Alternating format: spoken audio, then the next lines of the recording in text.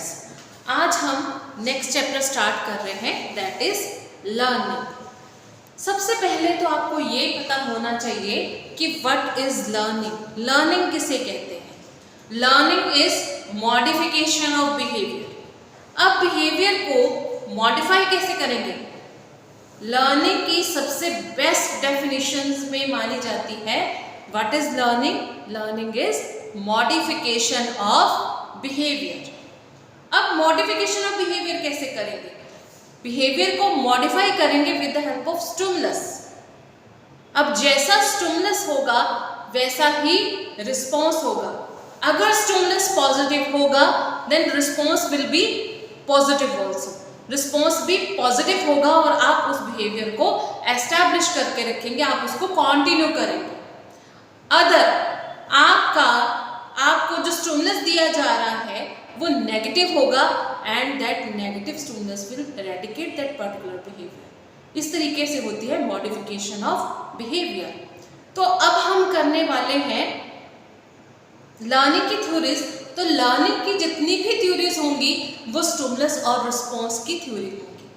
तो अभी हम लर्निंग की पहली थ्योरी करेंगे, that is trial and error theory. Trial and error theory किसके द्वारा दी गई है? वो दी है E.L. थॉर्नडाइक ने। E.L. थॉर्नडाइक ने किस वर्ष इस थ्योरी को दिया था? 1898 में दिया था and he is a American psychologist. वो अमेरिकन साइकोलॉजिस्ट हैं। इस थ्योरी को और किस नाम से जाना जाता है? जैसे अभी हमने डिस्कस किया कि ये स्टिमुलस एंड रिस्पॉन्स की थ्योरी है। स्टिमुलस दिया जाएगा और उसके आधार पर रिस्पॉन्स होगा। इस थ्योरी को हम प्लेजर एंड पेन थ्योरी भी कहते हैं। सुख एवं दुख का सिद्धांत भी इसे कहा जाता है। इस थ्योरी को बॉन्ड ऑफ लर्निंग थ्योरी भी कहा जाता है। बॉन्ड ऑफ लर्निंग थ्योरी के ऊपर क्वेश्चन आपको लास्ट ईयर टेट के पेपर में पूछा गया था कि बॉन्ड ऑफ लर्निंग थ्योरी किसने दी है? बॉन्ड ऑफ लर्निंग थ्योरी दी है E.L. थॉर्नडाइक। और बॉन्ड ऑफ लर्निंग थ्योरी कौन सी थ्योरी को बॉन्ड ऑफ लर्निंग थ्योरी कहा जाता है? ट्रायल एंड एरर थ्योरी को कहा जाता है बॉन्ड ऑफ लर्निंग थ्योरी। इस थ्योरी में जो एक्सपेरिमेंट किया गया है वो किसके ऊपर किया गया? वो किया गया है कैट के ऊपर। ठीक, अब कैट को एक पर्टिकुलर बिहेवियर करना था जिसके आधार पर उसे क्या मिलेगा? स्टिमुलस प्रोवाइड किया जाएगा, रीइंफोर्समेंट दी जाएगी। उन्होंने कैट को इस बॉक्स में डाला और उसको यहाँ से बाहर निकलना था जहां पर उसको फूड ग्रेन्स मिलने थे। उन्होंने देखा कि कैट तब तक कोई भी एफर्ट नहीं कर रही है जब तक कि उसको भूख नहीं लगी है। जैसे जैसे उसकी भूख बढ़ रही है वैसे वैसे वो एफर्ट्स करना भी स्टार्ट करती है। अब वो एफर्ट्स कैसे करती है? उन्होंने यहाँ पर दो रास्ते भी रखे थे जहां से वो बाहर निकल रही थी। वो पहले रेंडरिंग करना स्टार्ट करती है, वो इस तरीके से रेंडरिंग करती है, कई बार यहाँ से बाहर निकल जाती है, बाहर निकलती है तो उसको दोबारा से निकाल करके बॉक्स में डाल दिया जाता है। फिर वो यहाँ तक आती है, वापस चली जाती है, फिर दोबारा आगे आती है, फिर वापस जाती है। बहुत से ट्रायल्स के बाद वो यहाँ पर पहुँचती है और फूड ग्रेन्स को ले लेती है। ठीक, तो इस एक्सपेरिमेंट के आधार पर उन्होंने कुछ लॉज ऑफ लर्निंग दिए थे जिसमें प्राइमरी लॉज भी हैं एंड सेकेंडरी लॉज भी हैं। तो इसके ऊपर जो प्राइमरी लॉज दिए गए हैं, on the basis of this experiment he gave 3 primary laws of learning. तो उसमें 3 प्राइमरी लॉज ऑफ लर्निंग में सबसे पहला लॉ क्या है? लॉ ऑफ रेडीनेस, यानी कि तत्परता का सिद्धांत। आप किसी भी काम को करने के लिए तब तक रेडी नहीं होंगे जब तक कि आप उसके लिए प्रॉपरली मोटिवेटेड नहीं हैं। अगर आपकी इच्छा नहीं है तो आप वो काम कैसे करेंगे? तो सबसे पहले किस चीज की आवश्यकता होती है? रेडीनेस की। If a child is properly motivated towards teaching, he or she can learn something। अगर आप रेडी होंगे तो ही आप कुछ लर्न कर पाएंगे। प्रॉपर मॉडिफिकेशन जो है वो बहुत ज्यादा जरूरी होती है। इसीलिए विलियम वुडवर्थ ने कहा कि it is a law of actual mental setup. इसे क्या कहा गया है? इसे कहा गया है law of actual mental setup. ये किसी भी व्यक्ति का वो मेंटल सेटअप है जिसके आधार पर उसकी लर्निंग बेस्ड होती है। मीन्स अगर वो प्रॉपरली मोटिवेटेड है तो लर्निंग भी अच्छी ही होगी। ठीक। देन नेक्स्ट है लॉ ऑफ एक्सरसाइज, यानी कि अभ्यास का सिद्धांत। अब आपने लर्न तो कर लिया, प्रॉपरली मोटिवेटेड भी हैं, आपने चीजों को एक्वायर करना भी शुरू कर दिया, लर्निंग एक्वायर करना शुरू कर दिया, लेकिन वो जो लर्निंग है वो तब तक पूरी तरह से प्रोसेस में नहीं होगी, उसकी प्रक्रिया पूरी नहीं होगी जब तक आप उसका अभ्यास नहीं करेंगे। जब आप उसका अभ्यास करेंगे, बार बार एक्सरसाइज करेंगे, उसको बार बार निरंतर लगातार अभ्यास करने के बाद ही वो आपकी लर्निंग में तब्दील होगी। लगातार अभ्यास करेंगे तभी वो चीज पक्की होगी, अदरवाइज वो चीज आपको लर्न नहीं होगी। छोड़ देंगे तो कहाँ से लर्न होगी? पढ़ लिया तो बस ठीक नहीं, आपको क्या करना पड़ेगा? उसके लिए बार बार एक्सरसाइज करनी पड़ेगी। इसीलिए इसे क्या कहा गया है? Law of use and disuse. अब किसकी एक्सरसाइज करोगे? जब आपने लर्निंग मटेरियल आपके पास इतना सारा हो गया, अब आप टीचिंग के एग्जाम देने वाले हैं, इतना सिलेबस है आपके पास पढ़ने के लिए, अब आपको उस चीज का अभ्यास करना है जो एग्जाम में पेपर आएंगे, तो कैसे करोगे? लर्निंग मटेरियल एक बार गो थ्रू हो लिया, आपने लर्निंग कर लिया, रेडी हो गए, पढ़ना शुरू कर दिया, उसके बाद जब आप एक्सरसाइज करना शुरू करोगे तो किस चीज की एक्सरसाइज करोगे? वो चीजें जो आपके लिए यूजेबल हैं, उसको बार बार प्रयास करेंगे, बार बार अभ्यास करेंगे। इसीलिए कहा है इसे law of use and disuse. और थर्ड लॉ है लॉ ऑफ इफेक्ट। अब वो जो चीजों को आप बार बार प्रयास कर रहे हैं, जो लर्निंग आपने ली है, वो आपके लिए यूजफुल है या नहीं है? वो क्या करेंगे? अगर तो वो यूजफुल है, which kind of learning you are getting, if it is useful, अगर वो आपके लिए यूजफुल है तो वो क्या प्रोवाइड करेगी आपको? सेटिस्फेक्शन। अदरवाइज क्या आएगी?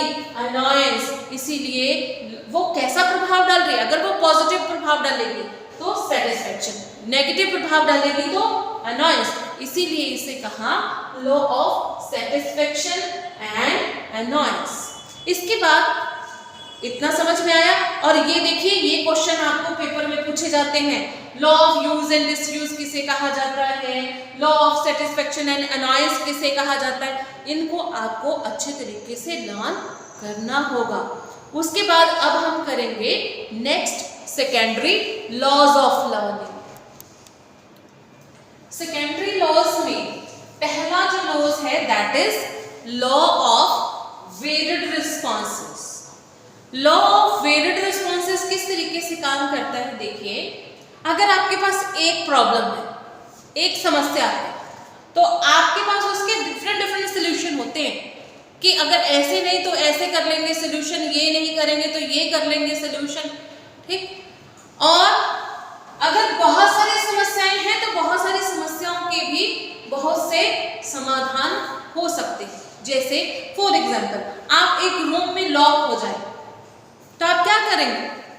उस रूम से बाहर निकलने के लिए पहले तो आप लॉक को खोलने की कोशिश करेंगे, दरवाजे को पुश करने की कोशिश करेंगे, नहीं होता तो क्या करेंगे?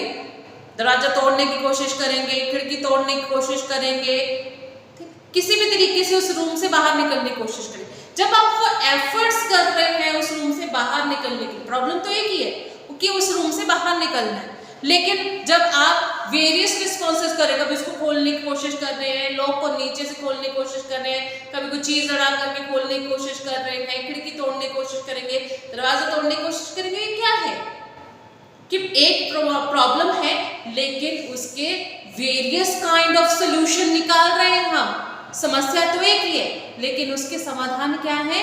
अलग अलग हैं, विभिन्न विभिन्न प्रकार से उसके समाधान किए जाएंगे। अब उसमें सेकेंड लॉ है that is law of prejudices, यानी कि पूर्वाग्रह का सिद्धांत। प्रेजुडिसेस या पूर्वाग्रह क्या होते हैं? प्रेजुडिसेस या पूर्वाग्रह का मतलब है प्रीवियस एक्सपीरियंसेस। जो आपकी प्रीवियस एक्सपीरियंसेस हैं, अगर तो वो पॉजिटिव है, ठीक, पॉजिटिव प्रीवियस एक्सपीरियंसेस हैं, वो आपको हेल्प करेंगे न्यू टाइप ऑफ लर्निंग को लेने के लिए। और वहीं अगर प्रीवियस एक्सपीरियंसेस नेगेटिव हैं, तो वो क्या करेंगे? हिंड्रेंस पैदा करेंगे आपकी नई नॉलेज को लेने के लिए। मान लीजिए आप किसी टीचर से पढ़ रहे हैं, ठीक, और फिर आप वही कंटेंट किसी और टीचर से पढ़ रहे हैं, तो आपको समझ में नहीं आता, आपको लगता है कि नहीं, प्रीवियसली तो हमने ऐसे किया था, उन्होंने तो ऐसा करवाया। वहां जो हिंड्रेंस पैदा हो रही है वही है लॉ ऑफ प्रेजुडिसेस, कि नए टीचर से समझ में नहीं आएगा। या कई बार ऐसा होता है कि दूसरी का मेथड आपको बहुत अच्छा लगता है, तो वहां पर जो प्रीवियस नॉलेज है वो आपको हेल्प करती है to get the new type of learning. अब जैसे भी अगर वो पॉजिटिव है तो पॉजिटिव इम्पैक्ट डालेगी, नेगेटिव है तो वो नेगेटिव इम्पैक्ट डालेगी to get the new type of knowledge. Next देखेंगे, नेक्स्ट लॉ है लॉ ऑफ प्रैक्टिकल एबिलिटी। अगर जो लर्न आप कर रहे हैं, जो लर्निंग आप ले रहे हैं, वो आपकी डे टू डे लाइफ के साथ रिलेट करती है, वहां पर यूजफुल है, यूजेबल है, तो आप उस काइंड ऑफ नॉलेज को लेने के लिए तत्पर होंगे, आप उसको लेने के लिए इच्छुक होंगे। अगर आपको लगता है कि ये जो नॉलेज है ये प्रैक्टिकल लाइफ के साथ, दैनिक दिनचर्या के साथ वो हेल्पफुल नहीं है, तब वहां पर उस नॉलेज को लेने में आपको डिफिकल्टी महसूस होगी। फॉर एग्जाम्पल, आप अपना चाइल्डहुड याद कीजिए, जब आप हिस्ट्री जैसे सब्जेक्ट्स कर रहे थे, तब आपको लगता था, आपने बहुत लोगों ने बोला है कि अंग्रेज चले गए हमारे लिए, छोड़ गए इसको लर्न करने के लिए, मुगल मर गए हमारे लिए, छोड़ गए लर्न करने के लिए।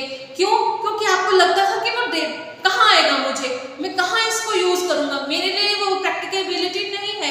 तो आपने सिर्फ क्रैमिंग किया, उतना किया जितना कि आपको जरूरत थी, ठीक। अगर उसकी प्रैक्टिकबिलिटी के बारे में आपको पता होता कि दैनिक जीवन में किस तरीके से आपको काम आने वाले हैं, तब आप उसको इंटरेस्ट के साथ करते, है ना।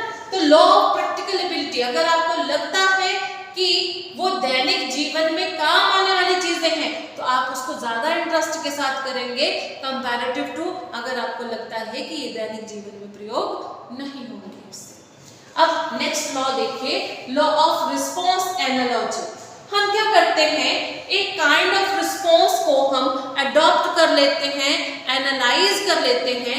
अगर एक प्रकार से हमारी समस्या का समाधान हो जाता है, तो अगली बार उसी तरीके की समस्या का समाधान करने के लिए हम वही तरीके अपनाते हैं, जब तक कि वो तरीका फेल नहीं हो जाता या वो तरीका काम नहीं करता।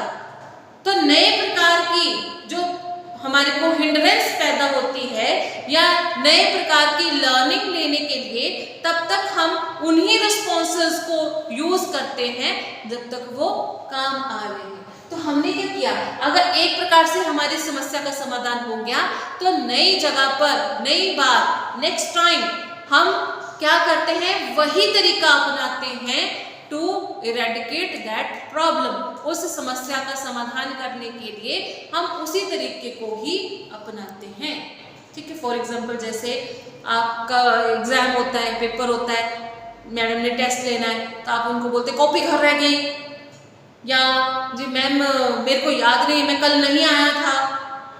अब जब तक ये तरीका काम कर रहा है, तब तक तो अगर प्रॉब्लम का सलूशन पिछली बार ऐसा हो गया था, अगली बार भी आप वही करेंगे, जब तक कि वो तरीका फेल नहीं हो जाता, काम करना बंद नहीं करता।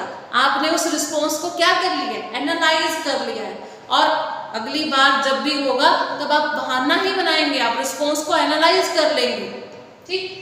नेक्स्ट है लॉ ऑफ एसोसिएटिव लर्निंग। अब यहाँ पर लर्निंग किसके साथ आती है, लर्निंग किसी न किसी एसोसिएशन के साथ आती है, लर्निंग किसी न किसी चीज के साथ संबंधित ही होती है, ठीक। अगर हमें लगता है कि एक टाइप ऑफ रिस्पॉन्स काम नहीं कर रहा है, ठीक, तो हम क्या करते हैं, according to the changing of the situation we change our behaviour. हम क्या करते हैं, हम अपने बिहेवियर को चेंज कर लेते हैं। ठीक, वो क्या है, law of associative learning. For example, जैसे आपको याद होगा, आपने इवान पावलोव की थ्योरी कही है, ringing the bell and giving the food, bell बजा के खाना दे रहे, तो वहां पर क्या है, बेल बज रही है, खाना मिल रहा है, तो उसके साथ हमने उसको एसोसिएट करके चीज को सीख लिया डॉग ने कि बेल बजेगी और खाना मिलेगा। अब बेल बजा करके खाना नहीं दे रहे हैं, तो उसने अपने रिस्पॉन्स को चेंज कर लिया according to the changing situation. ठीक, हम भी बिल्कुल वैसा ही करते हैं। अगर हमारे को वो चीज हेल्प कर रही है तो हम उसके साथ उस चीजों को सीखेंगे, नहीं कर रही है तो हम चेंज कर लेंगे उसको। तो लर्निंग किसके साथ आती है, न किसी सिचुएशन के साथ आती है। अगर तो वो हेल्प कर रही है तो रिस्पॉन्स कंटिन्यू होगा, अदरवाइज नहीं होगा। ठीक है, तो ये रही हमारी ट्रायल एंड एरर की थ्योरी। इसके ऊपर जो क्वेश्चंस पूछे जाते हैं, आपको सीधा पूछ लेते हैं प्राइमरी लॉज कौन से हैं, कितने प्राइमरी लॉज हैं। प्राइमरी लॉज को आपको सीक्वेंस में ही करना है कि पहले सबसे पहले लॉ ऑफ रेडीनेस आएगा, देन उसके बाद लॉ ऑफ एक्सरसाइज आएगा एंड फिर लॉ ऑफ इफेक्ट आएगा। लॉ ऑफ रेडीनेस को क्या कहा जाता है, लॉ ऑफ रेडीनेस को कहा जाता है law of actual mental setup. Law of exercise को क्या कहा जाता है, law of use and disuse कहा जाता है। लॉ ऑफ इफेक्ट को क्या कहा जाता है, लॉ ऑफ इफेक्ट को सेटिस्फेक्शन एंड अनॉयंस कहा जाता है। लॉ ऑफ प्रेजुडिस कैसा लॉ है कि अगर तो वहां पर प्रीवियस नॉलेज पॉजिटिव वे में है तो वो क्या करेगी, वो हेल्प करेगी to get the new type of knowledge. ठीक, अगर वो नेगेटिव है तो वो हिंड्रेंस पैदा करेगी to get the new type of knowledge. ठीक, इसके ऊपर ही आपको ज्यादातर क्वेश्चन अभी तक पूछे गए हैं। या प्राइमरी लॉज पूछ लेते हैं, या इनमें से पूछा जाता है कि इनमें से कौन सा सेकेंडरी लॉ नहीं है, या आपको इसके ऊपर पेडागोजिकल क्वेश्चंस फिर पूछे जाते हैं। ठीक है, तो ये रही हमारी ट्रायल एंड एरर की थ्योरी। अगर आपके कोई भी क्वेरी क्वेश्चंस होंगे, कोई डाउट्स होंगे, तो आप कमेंट बॉक्स में लिख करके हमसे उन डाउट्स को सॉल्व कर सकते हैं। Thank you very much.